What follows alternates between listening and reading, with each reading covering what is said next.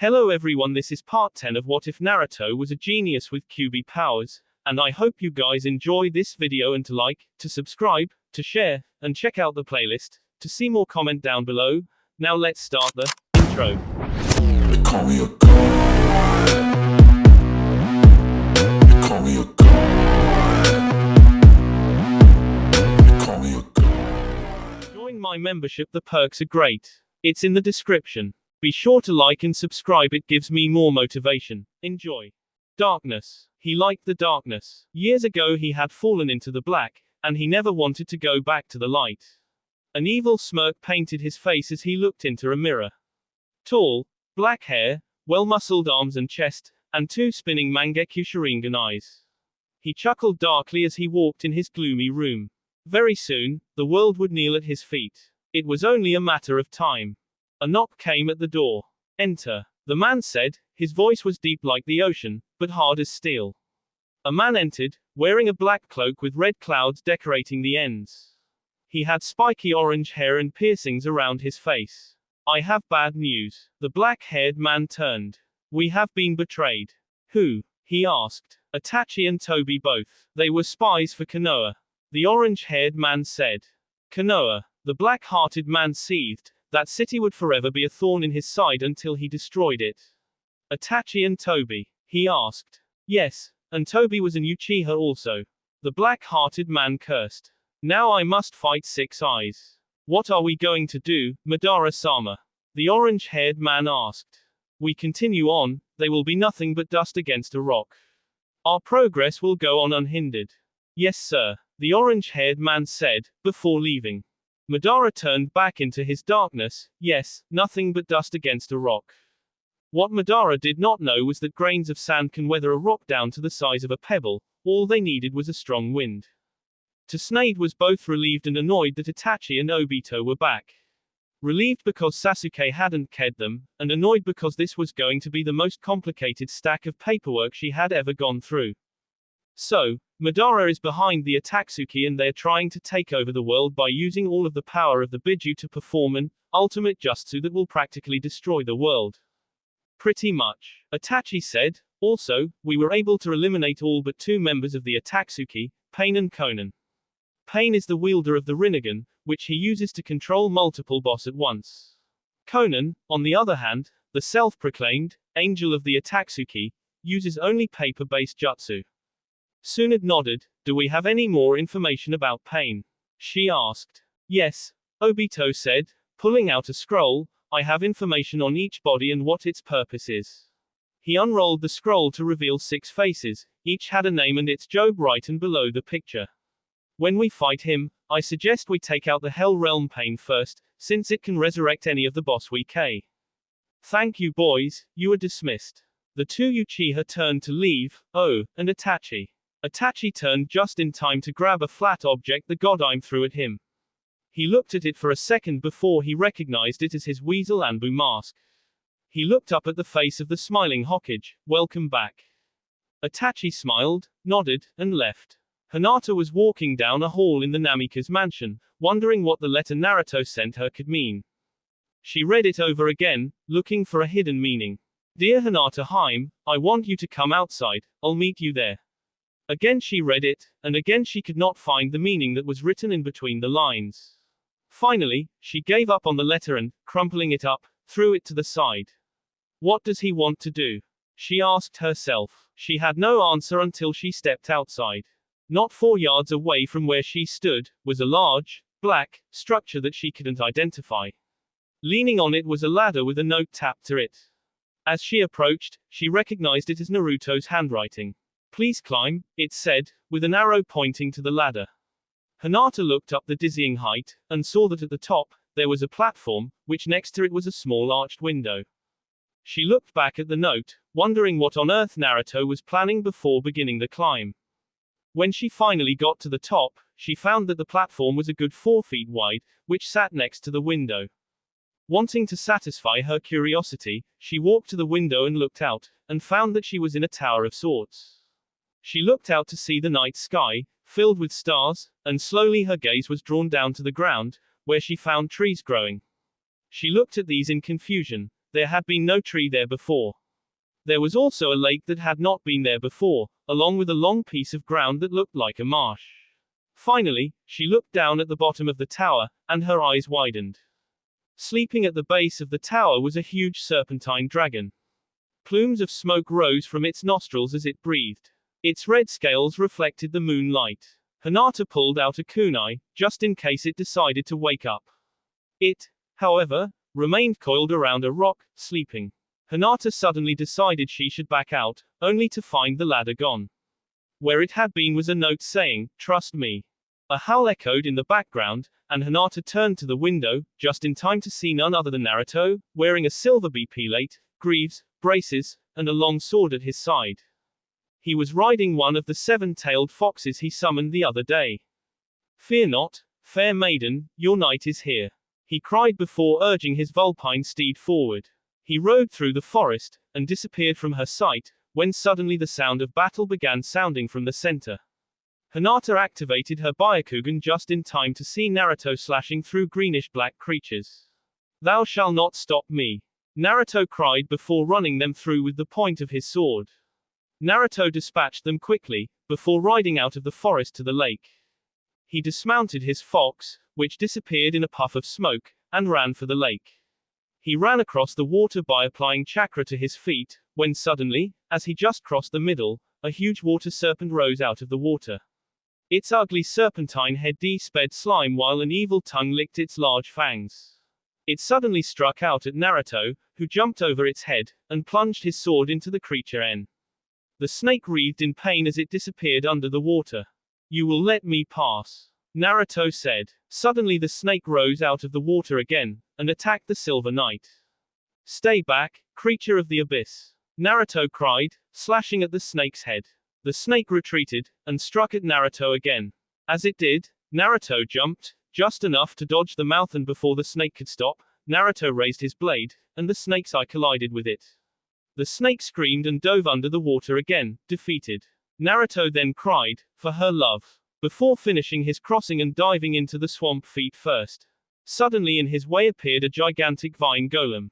It had flaming red eyes, and no mouth, but it sped slimy goo. "For my princess," Naruto shouted before slashing the monster in half with a single swipe of his sword. The monster's halves lay there for a brief second, before rejoining. The creature stood back up, and roared from its invisible mouth. "Back, creature of the underworld," Naruto said, before stabbing the creature in between its eyes. The monster screamed before attacking Naruto with a plant-like hand. Quickly, Naruto SD at the hand as it came toward him, and then used his momentum to throw himself into the monster's chest. The creature's torso opened to receive him, and before Naruto knew it, he was swallowed by the monster's body. In the tower, Hinata gasped, wondering if Naruto was okay.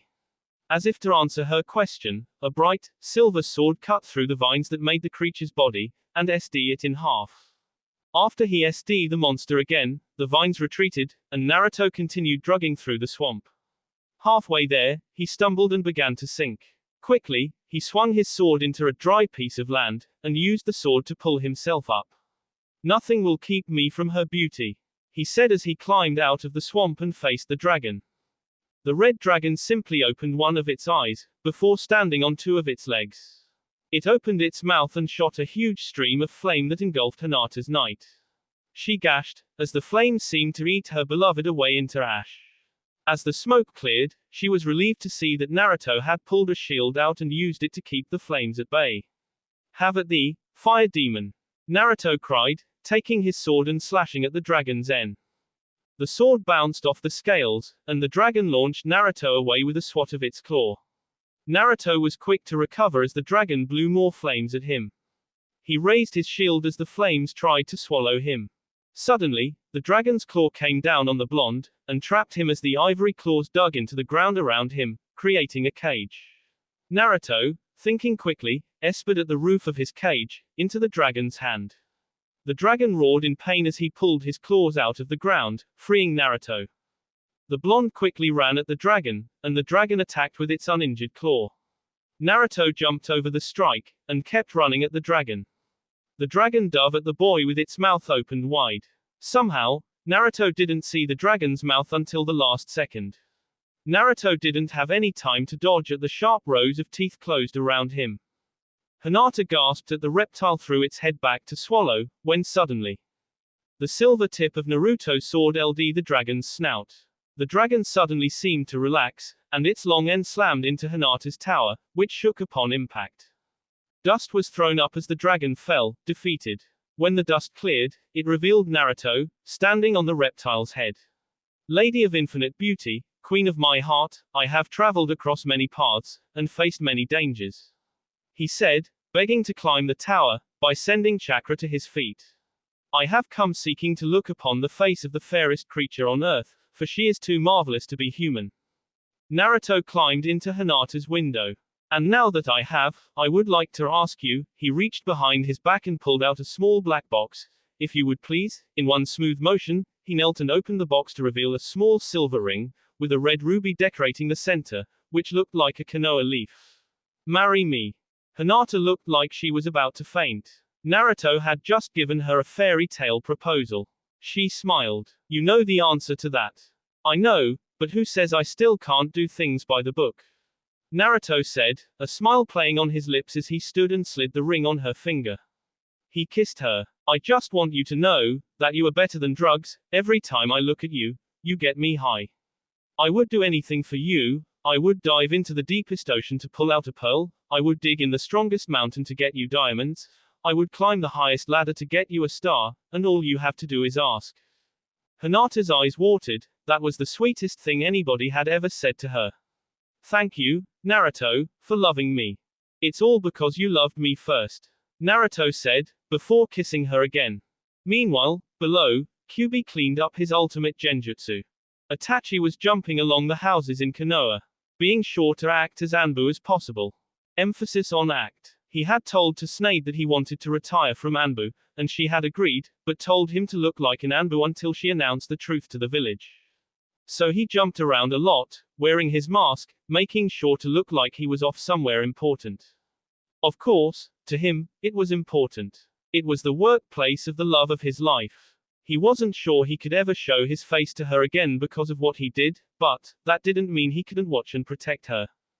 He landed on the roof of a building, not far from his target, and pulled out a pair of binoculars. He quickly spotted the brown-haired vixen that had stolen his heart, and stared at her, wanting nothing more than to be near her. Her name was Ayami. The name itself seemed to beckon him to fantasies of him and her in marriage. He could already see the family photos.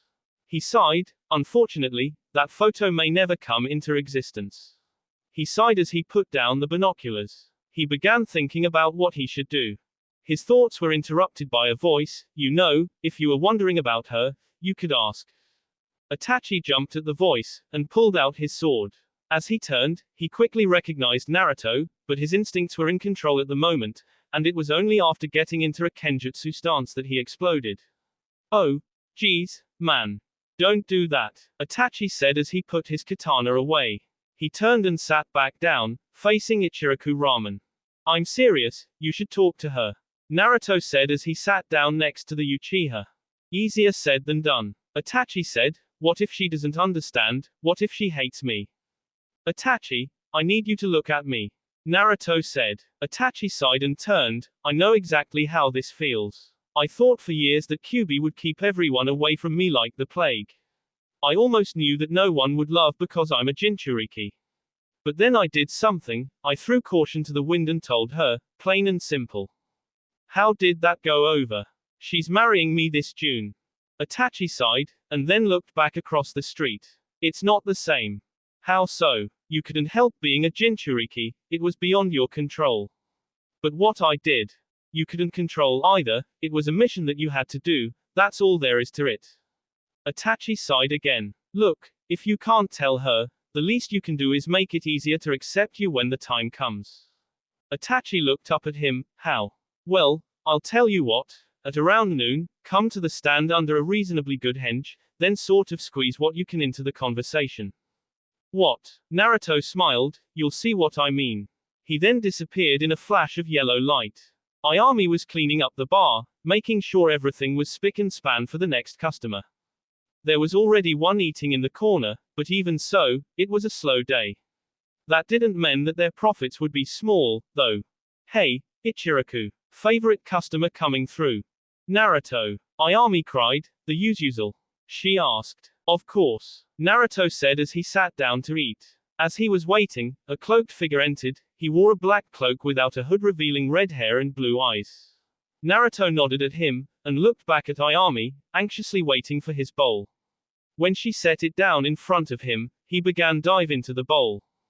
The cloaked man asked for a bowl of beef ramen and sat down. The man in the corner looked up at Ayami and asked for a second bowl. So, Ayami, Naruto began, I have a question for you. What? Well, I was with some the guys, and the subject of Itachi came up. At the name Itachi, Ayami froze. And I was wondering what you think of him. I'm not sure anymore. She said. I used to think of him as a great man, but now.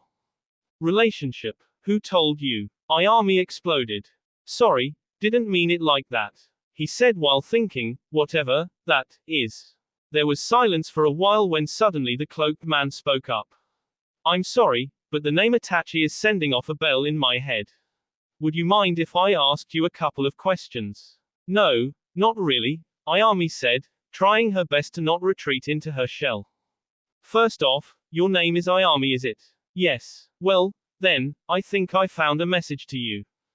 Where? She asked, grabbing the man by his cloak. Where is it? She began shaking him. It's BBBBBBYYYYYY on EOFTTTT trying grunts. The man managed to say. Show me. Ayami cried, pushing the man forward. Before she left she turned to Naruto, watch the shop for me, Naruto. Sure, thanks, she said before dragging the man behind him. The man in the corner stood up and walked over to Naruto, I never left her a message. Yeah, well I changed that. Naruto said smiling. You didn't. Yup. And that guy, shadow clone. You are going to S if she ever finds out. Itachi said. What are the chances she'll find out? Rather high. He said, while I was a good guy, I taught her above average perception SKS. Meaning I took it beyond above, left, right, behind and below. How? Beyond. Let's just say if the message is 1 year too young, she'll know. Then you better go tell her what's going on. Me. Do you want me to go instead? Itachi sighed. All right. Ayami was punching the robed man into the ground. What? Were, pound, you, thud, trying, pulverize, to pull. The man had lead her to a clearing that was 1 or 2 miles from the ramen stand, and when they got there, Ayami immediately figured the carved message was a fake. This is when she began beating the snot out of the hanged shadow clone. Were you thinking about taking advantage of me, bub? Think again, she said as she landed a bone-crushing blow to the shadow clone's goods. It suddenly poofed away, frightening Ayami a bit. Don't worry, he wasn't going to do anything to you. A voice said behind her. She turned to see a figure she thought she would never see again. There stood Itachi Uchiha. What are you doing here? She asked, unsure about what to do. Should she run? Should she go tell the Hokage? Should she talk to him? Should she beat him into the ground for not saying goodbye? He only lifted his finger. Then it happened, her whole world was turned inside out, everything he had ever done to her came back hitting hard. But among everything he did to her that hurt her, the worst was his leaving. One day out of the blue, he just disappeared, breaking her heart into 1,000 pieces. Her heart had just begun to heal, or so she thought, but when these memories came back at her, it opened old wounds. She fell to her knees and began weeping, numbed by the pain her heart gave. Then a soft hand touched her chin, and lifted it, to reveal Itachi's 2 kind eyes. I'm sorry for what I did to you, so let me make it up to you. Another tear fell, and he caught it in his clenched hand. When he opened his hand, it revealed a growing rose. I'm just waiting to turn your tears to roses. Her mouth dropped open, a rose, from her tear. She looked up at him. Please let me make it up to you. He said, and then he disappeared, leaving nothing but the rose. I've been outclassed, Naruto thought as he looked through Itachi's binoculars that he borrowed. He lowered them and headed to the Namika's compound, where Itachi had been given a room to bunk in until the Hokage told the truth about what had happened. This is gold, a certain white-haired pervert writer thought, scribbling furiously in his notebook. If Tsunade hadn't kept him in the loop, and given him information like Itachi was a good guy, he would have attacked the Uchiha the moment he showed his face. But man, who knew this boy had such good romance in his body? Jiraiya made a note to follow Itachi whenever he needed inspiration. Ayami got home, shocked. Actually, the word shock doesn't even come close to how she felt. The man who had been her love, who had turned his back on the village, killed his family, and seemingly didn't care enough to say goodbye at the very least, had promised to make everything he had done to hurt her right. While on one hand she felt like the most loved person on earth, she also felt like she was betraying the village she had been born into. After all, Itachi was an S-class missing nin. Yet at the same time, he risked it all just to make her a promise. Confusion swam through her head like a fish swims through water. What should she do? She looked down at the rose she was clutching in her hand. What should I do? Tsunade sat at her desk, signing a few papers. When suddenly her door burst open, she looked up to see a civilian girl. She was followed by Shizune, who was, even now, trying her best to keep the girl from disturbing the Hokage. Don't talk to her, just turn around and leave now. Hang on, Shizune. Tsunade said, she felt especially generous today. I'll take this. Shizune nodded and left. How can I help you? I came to report that I saw Itachi Uchiha near the village, Ayami said, suddenly feeling like she betrayed him. Itachi. Yes, I see. She paused and looked out one of her windows. Tell me, Miss Ayami. Miss Ayami, if you've had a relationship with Itachi before his defection. Ah, yes, I see. She snapped her fingers and a bear-masked Anbu appeared. Get me, weasel. The Anbu nodded and disappeared. Please, sit, the Hokage said, motioning to one of the chairs in front of her desk. She sat. I wasn't going to tell anyone until Wednesday, but it seems that he just can't keep a secret. Who? Ayami asked, confused. Just then a weasel-masked Anbu appeared. As he came in, his masked eyes looked down at Ayami for a second, before turning back to the Hokage. You wanted to see me, Hokage-sama? He asked, slightly unsure of himself. Take the mask off, weasel. She said, then I want you to explain everything to her. Everything. Yes, everything. Yes, ma'am. He said, reaching his hand up to his mask and removing it. Ayami gasped, and then her jaw dropped. It was Itachi. But how? She asked. Itachi replaced his mask. Come with me, I'll explain everything. He went out the door. Ayami looked to the Hokage, who nodded, signaling her to follow him. When the door closed, to Tsunade's side, this could turn to be the biggest mess yet.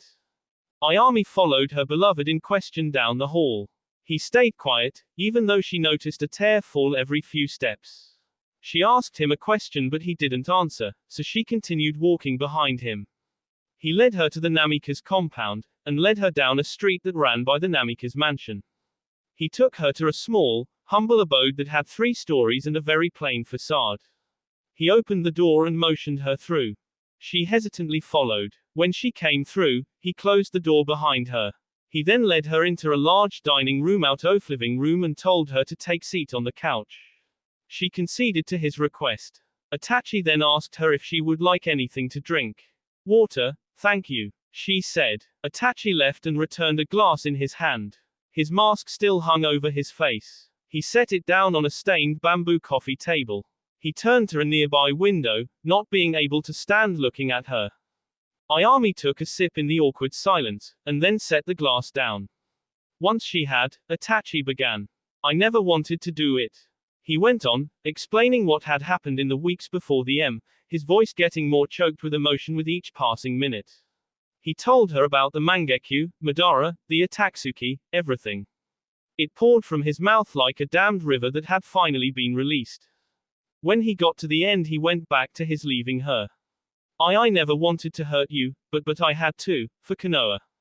I had no choice, I'm sorry. Ayami looked at him, as he stared out the window. She reached up to his mask and slowly pulled it down, revealing his pain-filled eyes. She slowly, tenderly kissed him, then she turned and left. That will be all for this video. Be sure to like, subscribe, share, and comment down below for more videos. Goodbye.